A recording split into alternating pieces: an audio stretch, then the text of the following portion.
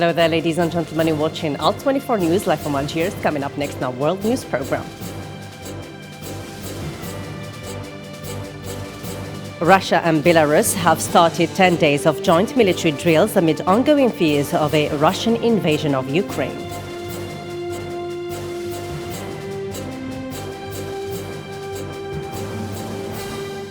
Canadian lawmakers expressed increasing worry Tuesday about the economic effects of disruptive demonstrations after the busiest border crossing between the US and Canada became partially blocked by truckers protesting vaccine mandates.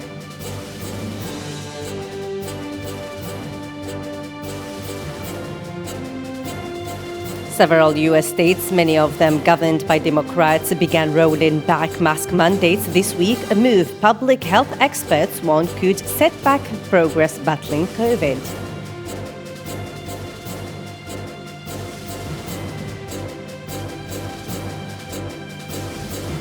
Days after a plan to dissolve the highest judicial body, which have sparked international outrage, the Tunisian president Kais Saied will restructure the Supreme Judicial Council rather than eliminating it.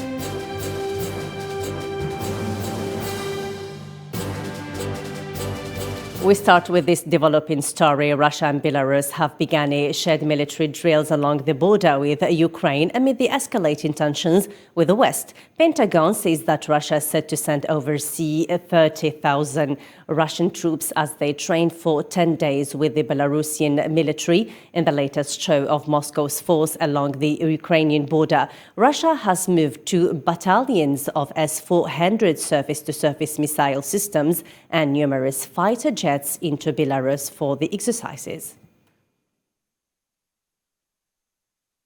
Russia and Belarus have begun 10 days of joint military drills set in train, one of the most threatening elements of the Kremlin's build-up of forces around Ukraine's borders. Usama Ayedi has more. Russia on Thursday is set to begin 10 days of military exercises with its neighbor Belarus, as tensions remain high over a large buildup of troops along its border with Ukraine. According to NATO, around 30,000 Russian troops are believed to be in Belarus to take part in the exercises. NATO has also declared that the drills are the biggest Russian deployment there since the Cold War. This is the biggest Russian deployment there since the Cold War, with an expected 30,000 combat troops, Spetsnaz Special Operation Forces. The United States has accused Moscow of further escalating tensions on the Ukraine border by sending thousands more troops to Belarus, and international diplomatic efforts to resolve the crisis have failed to make any significant headway. We see this as certainly more of an escalatory and not a de-escalatory action as it relates to those troops and the military exercises. This is happening at the border at the border as well. So that is certainly concerning to us, but I wouldn't make a prediction of what it means in terms of invasion. Okay. The drills will run until February 20th and have the expressed aim of testing Belarus and Russia's preparedness when it comes to suppressing and repelling external aggression during a defensive operation, as well as countering terrorism and protecting the interest of the Union state. The purpose of the exercise is to work on methods to stop and repel external aggression within the framework of a defensive operation. Russia has denied it is planning to invade Ukraine as a global diplomatic standoff continues over the country, which is located between Russia and the EU. Moscow has sought legal assurance that its neighbor Ukraine will never be allowed to join NATO, and has demanded that the military alliance's Eastern European deployments be rolled back. UK top diplomat Liz Truss arrived in Moscow on an official 2-day visit to hold talk with her Russian counterpart Sergei Lavrov. During a press conference after private talks, the two foreign ministers expressed their concerns about the rising of tension. Hussein Berkan.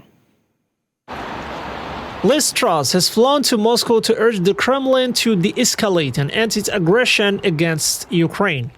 This is the first visit of a UK Foreign Secretary in more than 4 years. In a symbolic move, the Foreign Secretary Liz Truss reminded her counterpart Sergei Lavrov that her visit today, 10th February, coincides with the Russian Diplomats' Day, which was established by the presidential decree in 2002 to commemorate the founding of the Russian diplomatic service in 1549. and made it clear that the only way forward for Russia is to engage in meaningful diplomatic talks. Minister Lavrov, I'm here on Diplomat's Day to urge Russia to take the path of diplomacy. And I recognise what you say about the visit of my predecessor, Boris Johnson, in 2017.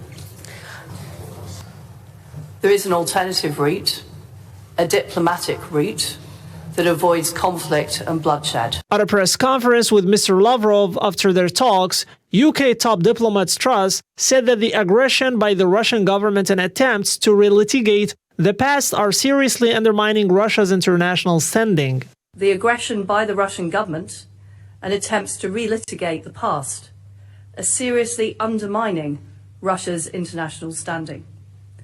In particular, the claim that the indivisibility of security means that countries on Russia's borders can't defend themselves or join defensive alliances like NATO simply isn't true. But today I'm here to talk about the alternative path that Russia can take. As a fellow permanent member of the Security Council, Russia can stick by its commitments to Ukraine's sovereignty and territorial integrity as agreed in the 1994 Budapest Memorandum, when Ukraine gave up its nuclear weapons.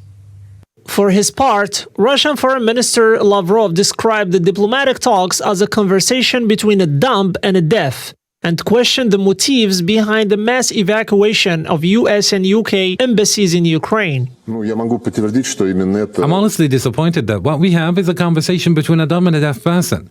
It's as if we listen, but we don't hear. We're seeing investments and investors fleeing Ukraine. We see diplomatic personnel being evacuated from Ukraine from Kiev. They are calling on people to leave the country as soon as possible. Now we're thinking maybe it's the UK that's planning something or the US planning something else, that they are trying to evacuate their diplomatic personnel. This visit comes few days after French President Emmanuel Macron's marathoning talks with Putin in an attempt to intensify the diplomatic efforts in order to defuse the rising tension between Russia and Ukraine. As a major protest against COVID-19 rules spread beyond Ottawa, the Canadian capital truck drivers are blocking a key border crossing between the United States and Canada at the Ambassador Bridge that links Windsor, Ontario and Detroit. Zahra Farjani has more details. The busiest international border crossing between the US and Canada became partially blocked by truckers protesting vaccine mandates and other COVID-19 restrictions. After 2 weeks of chaos in major Canadian cities, Freedom Convoy drivers hindered travel at the Ambassador Bridge that links Windsor, Ontario and Detroit. Canada's Prime Minister Justin Trudeau in Parliament said the government will not be moved by a protest movement that had occupied the capital and obstructed cross-border traffic. We're going to stay focused on keeping people alive and safe and healthy and indeed prosperous. But the fact that the Conservative Party continues to refuse to condemn the blockades that are hurting our supply chains, driving up prices, limiting our manufacturers from being able to bring in their parts across the country is a shame on them. More protesters have since joined to rail against mask mandates, lockdowns, restrictions on gatherings and other efforts to stem the spread of COVID-19. Some have vowed not to leave until certain COVID-19 measures are rescinded. Come out and support. Stand up for our freedom. Stand up for our children, our future. I wanted to end by Canadians recognizing it for what it is. A small number of people that made their group a little bit larger.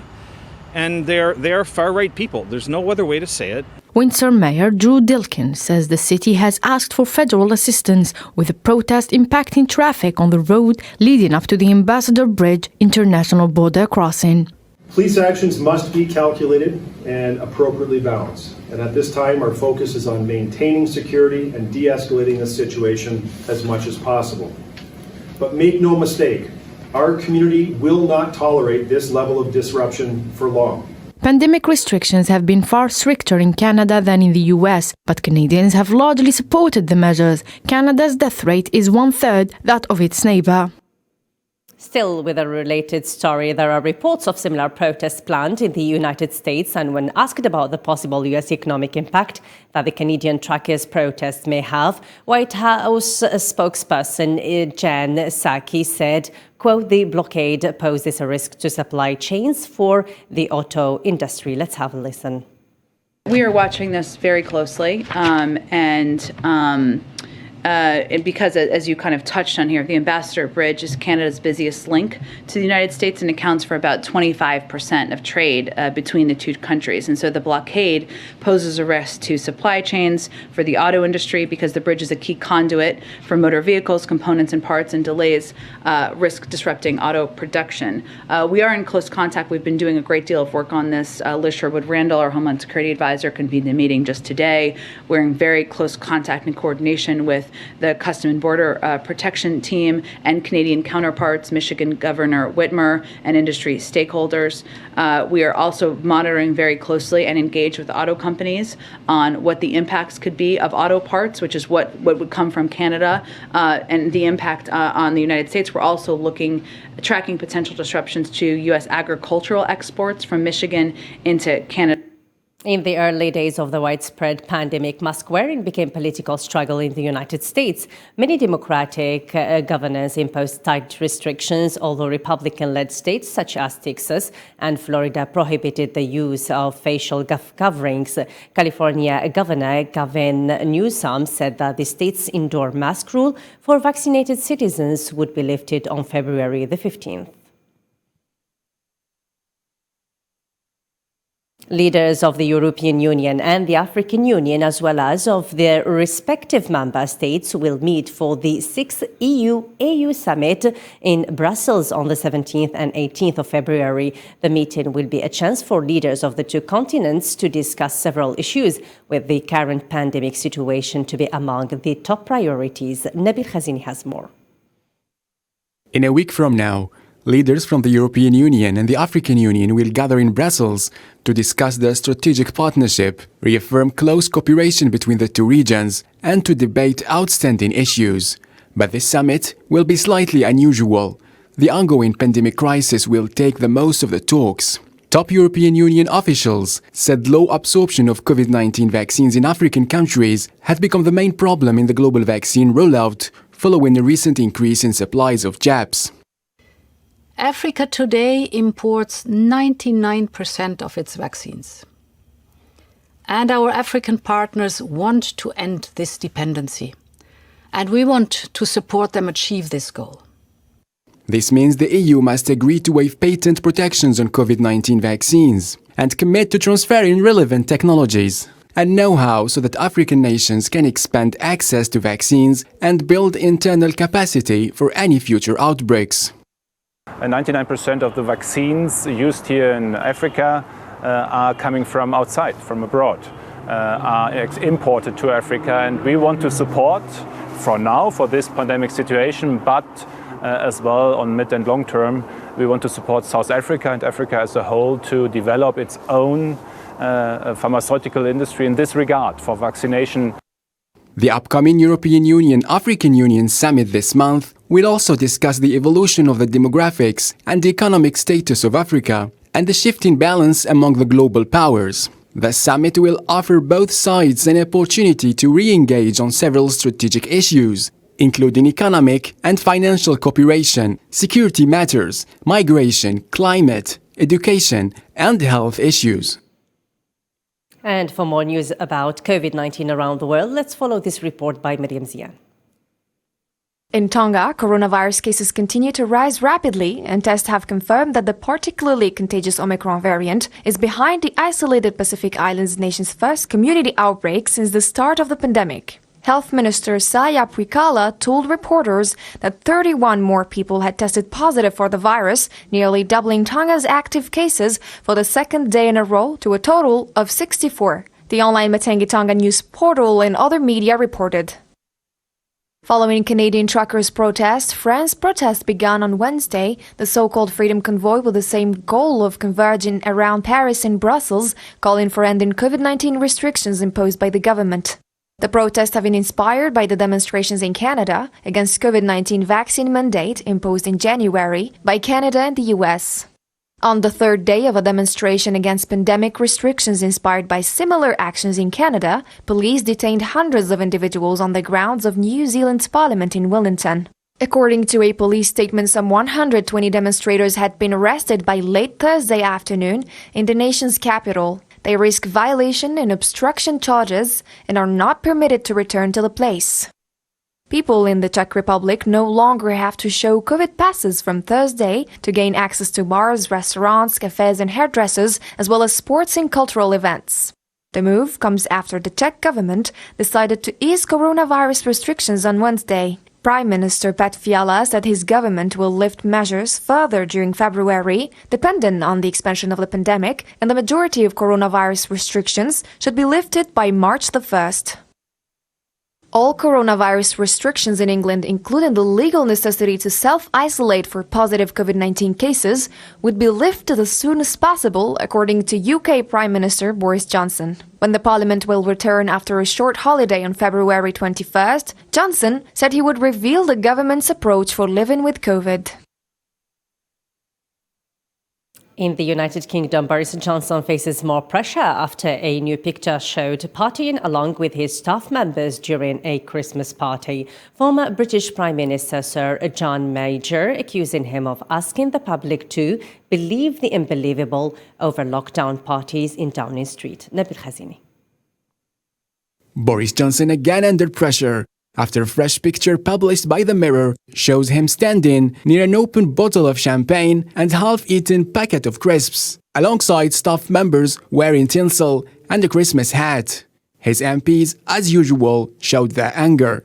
The photograph referred to is all over social media. Everybody can see the photo. The Prime Minister is in the photo. So can I ask him again, will he refer to the matter to the police? Because this is not one of the parties already being investigated by the Metropolitan Police. In the last few minutes, a photo has emerged of the Prime Minister in Downing Street on the 15th of December 2020, surrounded by alcohol, food and people wearing tinsel. It looks a lot like one of the Christmas parties he told us never happened. After 5 of his member staff left number 10, Johnson keeps losing trust within his own party. The evidence does not look good, but we haven't seen the full evidence yet. So I maintain throughout this that I cannot and I will not defend the indefensible. What has apparently gone on is appalling, but we need to get the full evidence so we can make a decision. Brazen excuses. The former Conservative Prime Minister, John Major, condemned the unbelievable excuses used to deny that rules were flouted, warning they are shattering the public's trust in politics. Unfortunately, that trust is being lost, and our reputation overseas has fallen because of our conduct. We are weakening our influence in the world. We should be wary. Even a casual glance at overseas comment shows our reputation is being shredded. Now, police are to begin contacting more than 50 people believed to have taken part in alleged lockdown-busting events in Downing Street. The complex situation between Russia and Ukraine on borders started showing impact on the economy level. Ukraine's economy might be shaken if Russian forces continue the military escalation. Usama Ayadi reports. The predicted war between Russia and the West over Ukraine has started showing impacts that would never be easy on the Ukrainian economy. If Moscow goes ahead with the invasion of Ukraine, Russian forces could attack country's Black Sea coast, potentially destroying its economy. The last statements of the Ukrainian President Volodymyr Zelensky in this context came to ease the terror provoked in his country, as diplomacy failed to ease the tension. Russia is flexing its maritime muscle with more than 140 vessels, at a time when a huge number of Ukrainian imports and exports go through Odessa and other parts in the south. Ukraine's agricultural exports are the main source for the Ukrainian economy. There are many obstacles. Access to the sea is difficult. Russians don't allow us to work properly. They approach us and start pushing us back. harass us. The naval border between the two countries in tension has also triggered fear in Ukraine's maritime sources. Ukrainian fishermen say they're afraid of working in the Azov Sea because of Russian Navy patrols. In recent months, the Russian Navy has been increasing its presence close to the Ukrainian coast. Dozens of boats have been stopped and fishermen have been detained by what they say is Russian naval intelligence. Of course I'm worried. We go far out to sea, we might not come back. It's good if the Russians inform our families that they've taken us, but there are many instances when they file forged cases against us. Another scenario could see Russian ground troops advance along Ukraine's coast from Crimea is Russia's desperateness to restore the flow of water through the canal that carries water from the Dnieper River to the peninsula, which created a drought crisis. However, Russia is choking Ukraine's export routes that run between Tiny Serpent Island and Russia. The governments of Indonesia and France have agreed for a deal that Indonesia will buy 6 Rafale fighter jets produced by French manufacturer Dassault Aviation, with the acquisition of 36 more on the way.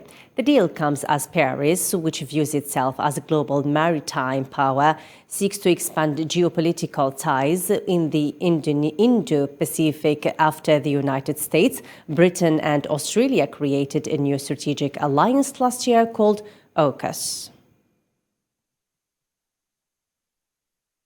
And for more news around the world, let's follow this report by Sofiane Kentouri. The parliament of the war-torn country, Libyan interim Prime Minister Abdulhamid Dubaiba's authority, was challenged on Thursday when a former interior minister was named prime minister. In a tweet, parliament spokesperson Abdullah Bilhaj stated, "The House of Representatives overwhelmingly accepted Fathi Bashaga to lead the government." The action risks igniting a fresh power battle between the eastern-based parliament and Dubaiba's government in western Libya, which is located in Tripoli. According to a non-governmental organization, civilian deaths and injuries in Yemen's civil conflict have nearly doubled since UN human rights monitors were controversially removed in October. The removal of monitors has led to unchecked, horrible abuses, according to the Norwegian Refugee Council, which called for their return. In the 4 months leading up to the end, and the monitoring, 823 people were killed or injured, and 1,535 in the 4 months following their departure, according to the report. The Philippines yesterday announced its full opening to the vaccinated foreign travelers, after nearly 2 years ban imposed due to the COVID-19 pandemic. Vaccinated foreign travelers from 157 countries that have visa-free arrangement with the Philippines will be able to visit the country without having to undergo quarantine. China has halted beef imports from Lithuania since Wednesday, according to the General Administration of Customs, amid a widening economic spot between Lithuania and its Western allies over Chinese-controlled Taiwan.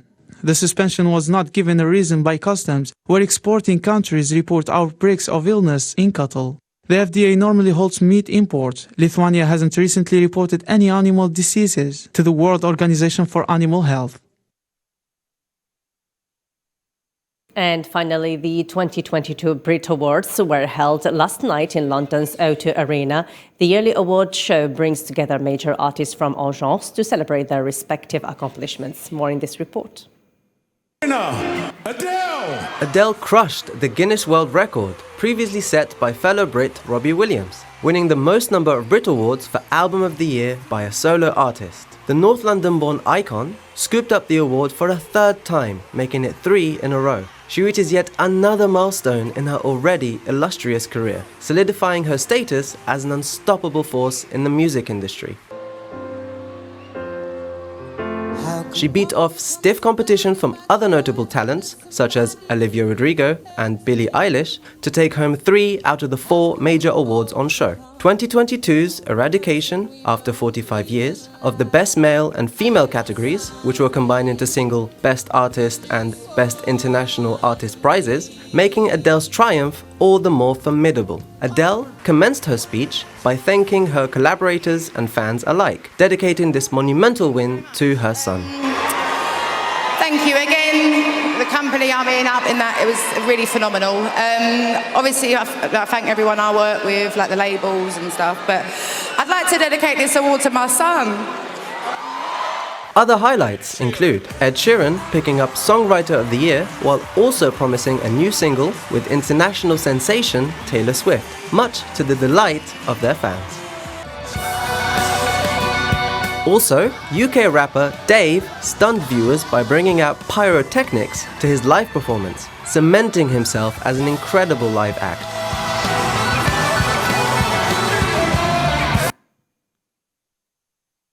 That's all for now. Thanks for being with me. The news continues on Alt24 News. Bye for now.